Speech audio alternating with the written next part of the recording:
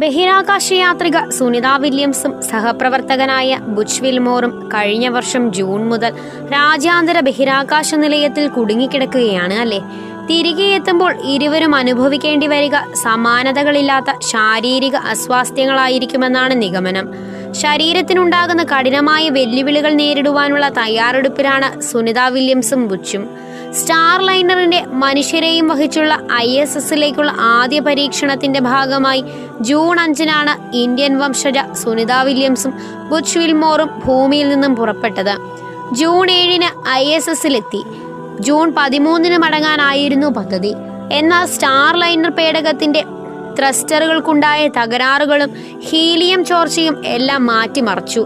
ദീർഘനാളത്തെ ബഹിരാകാശവാസത്തിന് ശേഷം ഇരുവരും മാർച്ച് 19-ന് ഭൂമിയിലേക്ക് മടങ്ങുമെന്ന് പ്രതീക്ഷിക്കുന്നത്. തിരികെയുള്ള യാത്ര പോലെ പ്രധാനമാണ് ദീർഘകാലം ബഹിരാകാശത്ത് ചിലവഴിച്ച ശേഷം മടങ്ങിയെത്തുന്ന ബഹിരാകാശ യാത്രികരുടെ ആരോഗ്യസ്ഥിതിയും. ഇതുവരെ നേരിട്ടതിൽ വച്ച് ഏറ്റവും കഠിനമായ വെല്ലുവിളിയെ നേരിടുവാൻ തയ്യാറെടുക്കുകയാണത്രേ സുനിത വില്യംസ്. ഭൂമിയുടെ ഗുരുത്വാകർഷണവുമായി പൊരുത്തപ്പെടുകയെന്നതാണിത്. ഗുരുത്വാകർഷണം മനുഷ്യ ശരീരത്തെ ശിക്ഷിക്കുന്ന സന്ദർഭം. ഈ കാലയളവിൽ ഒരു പെൻസിൽ ഉയർത്തുന്നത് പോലും കഠിന വ്യായാമം പോലെ തോന്നുമെന്നും വിദഗ്ധർ പറയുന്നു.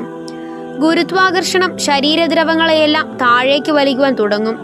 ശരീരം ഗുരുത്വാകർഷണ ശക്തികളുമായി പൊരുത്തപ്പെടുമ്പോൾ ഈ മാറ്റം അസ്വസ്ഥതയ്ക്കും ഭാരം തോന്നുന്നതിനും കാരണമാകും. തിരികെ ഭൂമിയിലെ ജീവിതവുമായി പൊരുത്തപ്പെടുന്നത് വെല്ലുവിളി നിറഞ്ഞതായിരിക്കുമെന്ന് സമ്മതിച്ചുകൊണ്ട് സുനിത വില്യംസും ഈ ചിന്തകൾ ബുച്ച് വിൽമോറിനൊപ്പം മുൻപ് പങ്കുവച്ചിട്ടുണ്ട്. യൂറോപ്യൻ ബഹിരാകാശ ഏജൻസി നടത്തിയ സമീപകാല പരീക്ഷണങ്ങളിൽ ISSൽ മാസങ്ങളോളം ചിലവഴിക്കുന്ന ബഹിരാകാശ യാത്രികരിൽ തരുണാസ്ഥികളുടെ ദ്രവീകരണത്തിന്റെ തെളിവുകൾ കണ്ടെത്തി. ചലനം കുറയുന്നത് തരുണാസ്ഥി കനം കുറയുന്നതിനും സെല്ലുലാർ ക്ലസ്റ്ററിങ്ങിനും കാരണമാകുമത്രേ. ബഹിരാകാശത്ത് ജോലിഭാരം കുറവായതിനാൽ അതിനോട് പൊരുത്തപ്പെട്ട ഹൃദയത്തിന് തിരിച്ചെത്തുമ്പോൾ രക്തചംക്രമണത്തിനായി കൂടുതൽ അധ്വാനിക്കേണ്ടി വരും.